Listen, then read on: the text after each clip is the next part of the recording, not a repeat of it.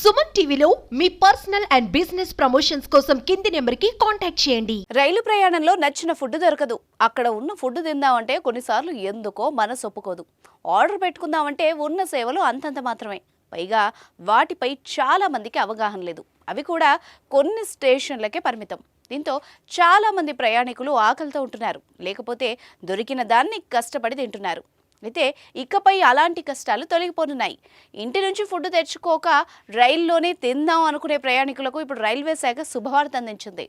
ఇకపై రైల్లో కూడా స్విగ్గీ సేవలను అందించనుంది.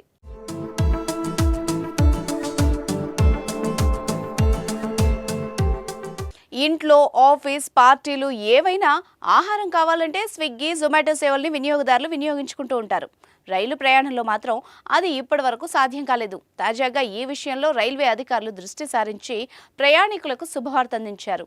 ఇకపై రైలు ప్రయాణికులు తమకు నచ్చిన ఆహారాన్ని నచ్చిన రెస్టారెంట్ నుంచి ఆర్డర్ పెట్టుకోవచ్చు.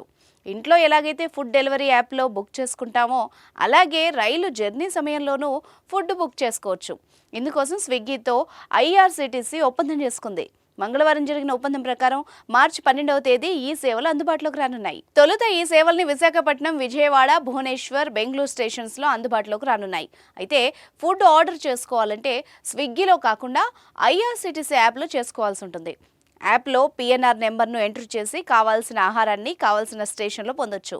దీంతో ప్రయాణికులు మరింత మధురానుభూతిని పొందుతారని IRCTC chairman, managing director Sanjay Kumar Jain తెలిపారు. ప్రయాణికుల నుంచి మంచి స్పందన వస్తుందని ఆశిస్తున్నట్టు స్విగ్గీ సీఈఓ రోహిత్ కపూర్ తెలిపారు. దీనివల్ల మరిన్ని స్టేషన్స్కు సేవలు విస్తరించేందుకు అవకాశం లభిస్తుందని చెప్పారు.